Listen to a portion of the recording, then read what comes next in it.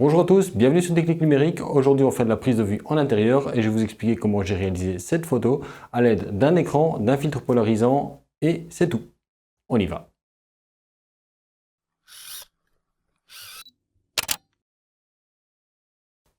Alors rapidement avant de commencer, je voudrais vous rappeler que dans quelques jours je sortirai une vidéo de type FAQ pour fêter entre guillemets les 2000 abonnés de la chaîne et donc pour l'occasion je vous rappelle donc que vous pouvez poser des questions quel que soit le sujet dans les commentaires de cette vidéo également, je les reprendrai dans une vidéo, j'y répondrai etc. Et donc voilà, n'hésitez pas à vous faire plaisir, posez-moi les questions qui vous intéressent. Maintenant on retourne à la prise de vue. Alors, pour cette fameuse photo que je vous ai montrée, j'ai employé une technique qui vient du domaine scientifique, qui s'appelle la photoélasticimétrie. L'idée, c'est d'employer de la lumière pour représenter les contraintes qui peuvent se retrouver dans certains matériaux solides par des propriétés physiques qui leur sont propres. Je ne vais pas vous en dire plus de ce côté-là, je ne suis pas du tout du domaine et donc je risquerai de vous raconter beaucoup de bêtises, mais si ça vous intéresse, n'hésitez pas à aller voir. Alors le truc là-dedans qui est intéressant, c'est que quand on a un matériau qui a ces propriétés-là, donc typiquement par exemple vous prenez une petite équerre comme ça en plastique, le matériau en lui-même a des tensions à l'intérieur. Et quand on l'expose d'une certaine manière avec un certain type de lumière, on peut mettre ces contraintes en évidence avec des couleurs. Pour ça, il faut disposer de deux choses. La première, c'est d'une source de lumière polarisée et la deuxième, c'est d'un filtre polarisant. Alors normalement, si on prend une source de lumière polarisée, ce qui se passe, c'est que la lumière va toujours onduler dans un certain sens. Le but du filtre polarisant est justement de venir faire opposition à cette onde lumineuse et donc de la bloquer. C'est pour ça que quand vous prenez une photo d'un décor, de nature, etc., où il y a des reflets, que vous mettez le filtre polarisant, vous réglez le filtre polarisant de manière à ce qu'il bloque certaines ondes lumineuses. Et pour ça, vous allez en fait l'orienter d'une certaine manière pour que les ondes qui proviennent des reflets soient perpendiculaires à sa structure, à la sienne. Donc de nouveau, je ne vais pas rentrer dans les détails, mais c'est important de comprendre pourquoi est-ce qu'on a besoin d'un filtre polarisant. Alors ce qui se passe, c'est qu'une source lumineuse, normalement, 3/4 du temps, n'est pas polarisée, c'est-à-dire que les ondes lumineuses bougent en tous les sens. Or, un filtre polarisant n'a aucun effet là-dessus. C'est d'ailleurs pour ça que si vous employez un filtre polarisant face au soleil, face à une lampe torche, un flash, ça n'a aucun effet. Par contre, une lumière qui est réfléchie ou une lumière qui est diffusée commence à être polarisée. Et certains types de dispositifs que l'on a tous les jours chez nous émettent une lumière polarisée. C'est par exemple le cas de cet écran que vous avez ici. C'est un écran d'ordinateur, tout ce qu'il y a de plus normal. Mais le principe de ces écrans-là, c'est justement qu'on a un éclairage, un rétroéclairage, qui émet de la lumière, qui passe à travers un fil polarisant qui va en fait orienter toutes les ondes lumineuses dans le même sens. Du moins, ne laisser passer que celles qui passent dans un sens. Donc une fois que j'ai cette lumière polarisée, si je place un objet devant l'écran, vous voyez forcément la lumière de l'écran à travers. Vous voyez ici tout ce qui se passe derrière, il n'y a pas de problème avec ça. Mais si maintenant je règle sur mon appareil photo un filtre polarisant, comme il est mis là pour l'instant, si vous voulez savoir lequel j'emploie, j'ai mis le lien dans la description de la vidéo. Quand je règle le filtre polarisant, je peux l'orienter de telle sorte à ce qu'il bloque la lumière qui est émise de l'écran. Mais du coup, quand je vais mettre un objet en face, ce qui va se passer, c'est que la lumière va passer à travers. La lumière qui n'est pas déviée garde en fait la même orientation et va donc être bloquée par le fil polarisant. Par contre, les ondes lumineuses qui vont être déviées par les déformations du matériau, par les contraintes qu'il y a dans le matériau, vont être légèrement désorientées et vont donc provoquer des apparitions de couleurs irisées, ils vont du bleu, rouge, jaune, etc. Mais je vais vous montrer tout ça après. Donc, pour le récapituler, pour faire ce genre de photo, vous avez besoin d'une source de lumière polarisée. N'importe quel écran quasiment de PC fait l'affaire, que ce soit du moment que c'est un écran plat, bien entendu, un écran LED, un écran LCD. Vous avez qu'un besoin que celui-ci émette de la lumière blanche. Donc ici, ce que j'ai fait, j'ai simplement dans Windows ouvert le bloc-notes et je l'ai mis en fond d'écran, comme ça j'ai une lumière blanche qui part. Sur l'appareil, dans ce cas-là, j'ai monté le filtre polarisant.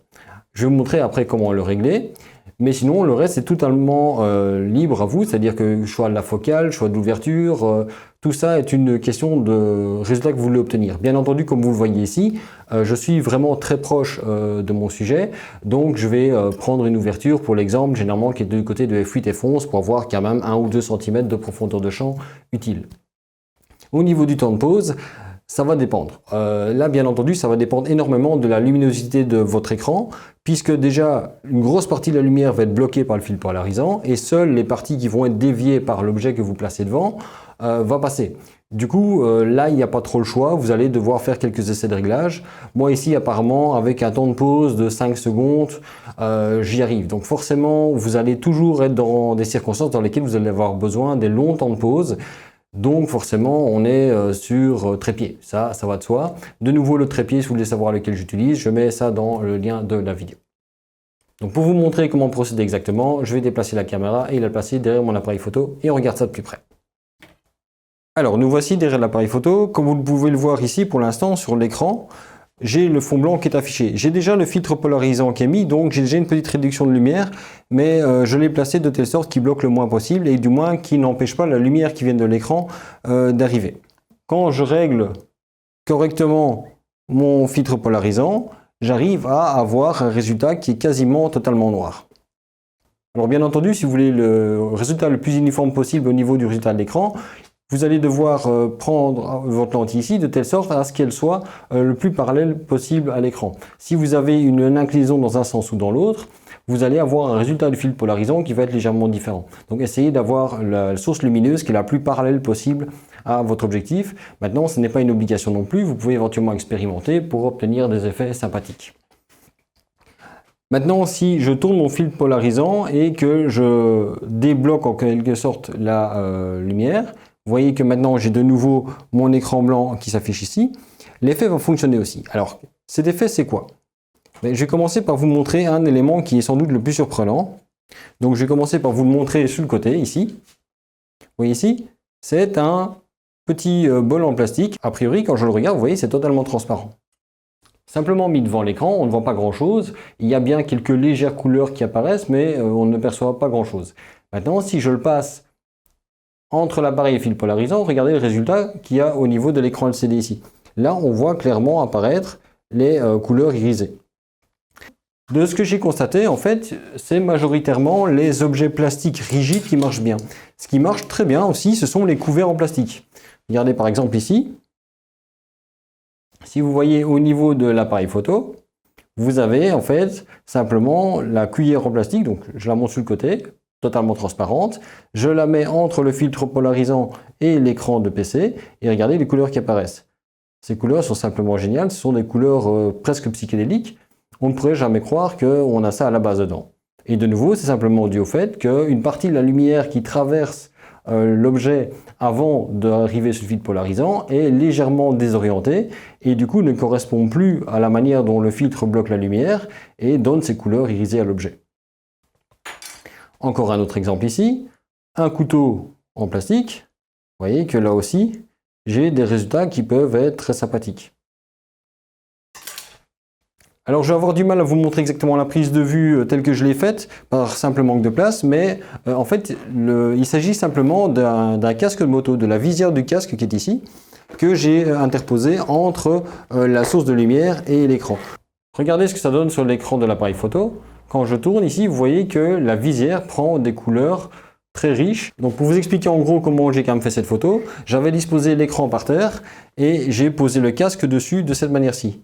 Et donc du coup vous le voyez déjà ici au niveau de l'appareil photo, vous voyez les couleurs apparaître. Et donc en jouant sur le cadrage, la position, etc., j'ai fait cette composition que vous avez vue. Et donc si je dois l'orienter un peu plus comme c'était sur la photo, ce serait quelque chose comme ça. Donc je peux éventuellement essayer de vous le montrer. Voilà, ça devrait être quelque chose comme ça. Si vous regardez au niveau de l'appareil photo, ça ressemble un petit peu à ça. On peut trouver plein d'objets qui donnent des résultats intéressants. Vous voyez par exemple ici, avec ce ventilateur, j'ai réalisé la photo que vous voyez maintenant. Et quand on le met en fait entre la lumière polarisée et le filtre polarisant, on obtient des résultats sympathiques. Et bien entendu, comme j'étais sur une pause relativement longue, pendant que j'ai pris la photo, je l'ai fait tourner et vous voyez directement que ça donne un effet de mouvement. Alors, je vous ai parlé de la petite équerre au début. Regardez le résultat ici. Très sympathique également, avec des formes très colorées et autres. C'est parfois difficile d'imaginer les objets qui peuvent fonctionner. Du coup, moi, j'en ai testé pas mal. Et par exemple ici, vous voyez, ce sont des fibres optiques qui viennent d'un objet décoratif qui était éclairé par en dessous et qui fait des petits points de lumière, etc. Et donc quand vous le mettez devant la caméra, vous voyez cet effet de couleur qui apparaît. Et dans la photo que vous voyez maintenant, en fait j'avais disposé donc simplement les fibres de cette manière-là. Et j'ai soufflé dessus pour les faire un petit peu bouger, ce qui a créé un mouvement et un côté un petit peu vaporeux à la photo. J'ai également essayé avec mes lunettes solaires ici. Quand vous voyez devant l'écran, elles assombrissent, rien de normal. Il n'y a pas vraiment d'effet de polarisation parce que vous voyez que ici, si je change l'orientation, ça ne masque pas la lumière. Que je le fasse dans un sens ou dans l'autre, ça ne change rien. J'ai pas cet effet de bloquer la lumière, elles ne font qu'assombrir. Mais elles sont en matière plastique. Et du coup, comme c'est des verres qui sont quand même un petit peu bombés, je me suis dit qu'il devait y avoir des contraintes dedans. Du coup, quand on les passe devant l'objectif, vous avez exactement le même effet qui se crée. Et d'ailleurs, c'est la technique que j'ai employée pour faire cette photo-ci.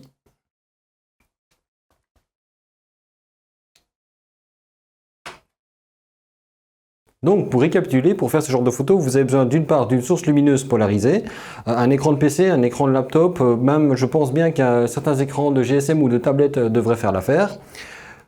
Vous le disposez dans le sens que vous voulez, mais en tout cas, vous assurez que vous avez votre objectif qui est le plus parallèle à cette surface. Vous montez le polarisant au niveau de l'appareil et vous tournez le polarisant jusqu'au moment où, à ce moment-là, votre écran devient totalement noir.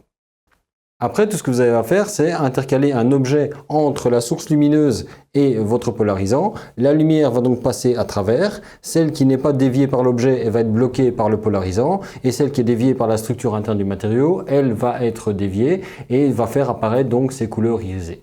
Donc vous voyez que c'est pas compliqué et ça permet quand même de faire des photos créatives comme je vais vous montrer là tout de suite. Voilà donc pour cette vidéo, j'espère qu'elle vous aura plu, j'espère que cette technique vous était inconnue, comme ça je vous aurai appris quelque chose. Si vous la connaissez, j'espère que vous avez déjà fait de super photos avec, n'hésitez pas à me les montrer, je serais curieux de voir le résultat. Je trouve vraiment qu'il y a moyen d'aller chercher quelque chose de très particulier dedans.